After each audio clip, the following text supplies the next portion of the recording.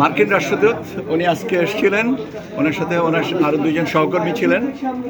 ওনারা ইলেকশনের সার্বিক ব্যবস্থাপনা সম্পর্কে জানতে চেয়েছেন। সার্বিক ব্যবস্থাপনার মধ্যে ওনাদের বেশি কৌতূহল ছিল পোস্টাল ব্যালট নিয়ে। পোস্টাল ব্যালট নিয়ে আমরা কি করছি, কিভাবে একজন কাউন্ট করা হবে, কোথায় আসবে, ক ধরনের ব্যালট, রেফারেন্ডামের ব্যালটের সাথে গণনার সাথে সময়সীমা কত, ইত্যাদি ইত্যাদি বিষয় যেগুলো আমরা আপনাদেরকে নিয়মিতভাবে জানাতে চাই বা জানাচ্ছি, সেগুলো সম্পর্কে ওনাদের কৌতূহলটা ছিল।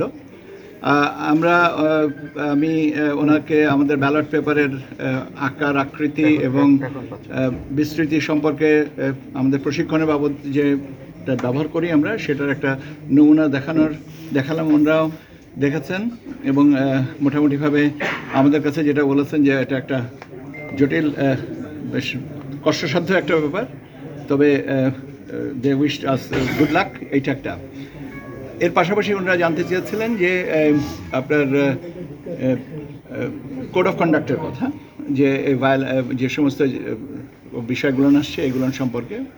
তো আমরা বলেছি যে আমাদের এখানে ইলেকট্রাল এনকোয়ারি, আমাদের এখানে কমপ্লেন্ট ম্যানেজমেন্ট সেল আছে, আর আমাদের কনস্টিটিউয়েন্সি লেভেলে আপনার যে electoral enquiry committee electoral enquiry and adjudication committee, magistrates যারা আছেন তাদের সাথে যোগাযোগ করে এই জিনিসগুলোকে সমন্বয় করা হচ্ছে। আরেকটা জিনিস ওনারা জানতে চাচ্ছিলেন যে কোনো জায়গায় কোনো আইনশৃঙ্খলা বাহিনী বা কারোর কাছ থেকে কোনো ওভারডুইং, যে এর কোনো খবর আমরা পেয়েছি কিনা। আমি বললাম যে দেখেন, প্রাথমিকভাবে এই খবরগুলো আসে স্থানীয়ভাবে। আমাদের এখানে যদি আসে এমন কোনো এরকম কথা হয় আমাদের নলেজে নাই।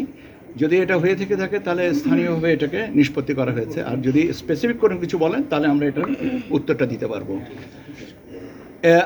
এর সাথে হচ্ছে আপনার ভোট কেন্দ্রের ব্যবস্থা, যাতায়াতের ব্যবস্থার কথা জিজ্ঞেস করলেন।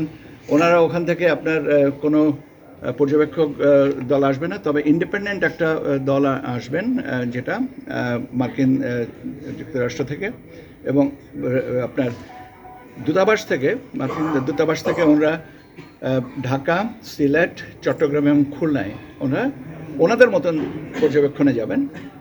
But they are not the formal observers. ওনারা এমনি দেখতে যাবেন ভোটের অবস্থাটা কী, এবং আপনাদের ওনারা বলেছেন যে ওনারা এটাকে কংগ্রেস আপনার সিনেটে কোথায় রিপোর্ট করবেন।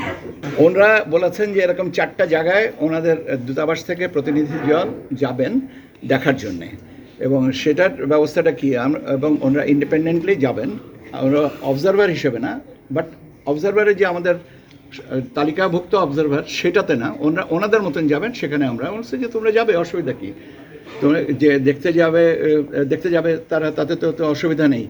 এবং যাতায়াতের ব্যবস্থাটা জানতে চাচ্ছিলেন, ভোটের দিনে যে গাড়ি যাতায়াতের সীমাবদ্ধতা থাকবে কিনা। আমরা বলেছি যে হ্যাঁ থাকবে, এটা নির্ধারণ করে দিচ্ছে স্বরাষ্ট্র মন্ত্রণালয়। কাজে স্বরাষ্ট্র মন্ত্রণালয় নির্ধারণ করে দিতে পারবে ক ঘন্টার জন্য কতক্ষণ এটা নির্ধারিত, মানে সীমিত থাকবে।